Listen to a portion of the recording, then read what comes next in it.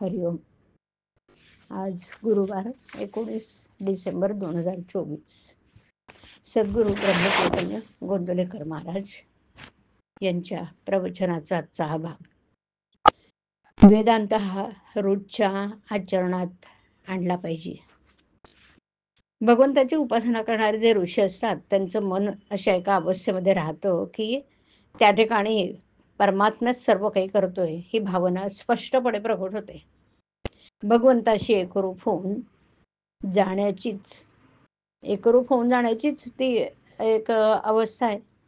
ऋषींचा मीपणा नष्ट झालेला असल्याने मी करतो, मी बोलतो, मी काव्य रचतो ही भावनाच त्यांना नसून परमात्मा करतो, परमात्मा बोलतो, परमात्मा मंत्र रचतो असा स्पष्ट आणि खरा अनुभव त्यांना येतो.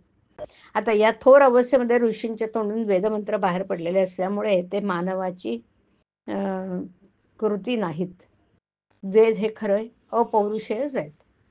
घराच्या झपराखाली ज्याप्रमाणे सर्व लहान लहान खोल्या येतात त्याप्रमाणे वेदांतात इतर शास्त्र येतात.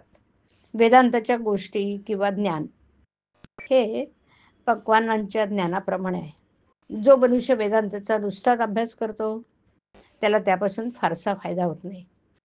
वेदांत हा रोजच्या आचरणात आणला पाहिजे.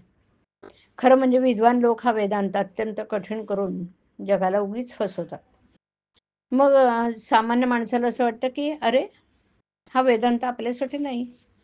वास्तविक वेदांत हा सर्वांसाठी आहे, मनुष्य मात्रांसाठी आहे. वेदांताशिवाय मनुष्याला जगताच येत नाही.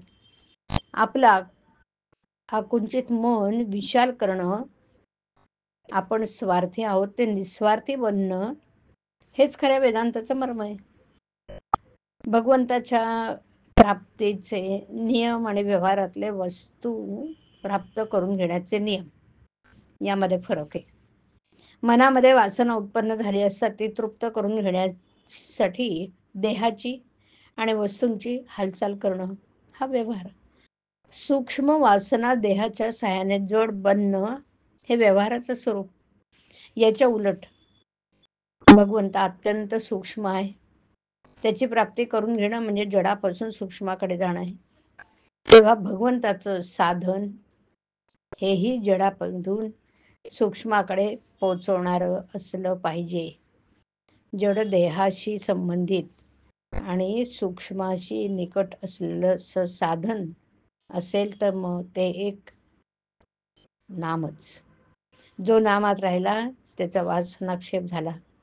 पुष्कळ वेळा चांगले अधिकारी जीव एखाद्या लहानशा वासनेमुळे अडकून पडतात. मग ते अध्यात्मदृष्ट्या चांगल्या कुळामध्ये जन्माला येतात. तिथे त्यांची वासना तृप्त व्हायला वेळ लागत नाही आणि म्हणून ते लहानपणीच जग सोडून जातात. त्यांच्या मृत्यूचं दुःख करणं बरोबर नाही. वासना ही दुसऱ्या कोणत्याही उपायाने तृप्त होण्यासारखी नसून आपण जर भगवंताजवळ वास ठेवला तरच ती नष्ट होते. वासना नष्ट झाली की बुद्धी भगवत स्वरूपच होईल आणि जिथे वासना संपली तिथेच भगवंताची कृपा झाली. प्रत्येक वेद मंत्राच्या आरंभी हरिही ओम असतं ते नामच आहे. हरिओम. हरिओम तत्सत. हरिओम.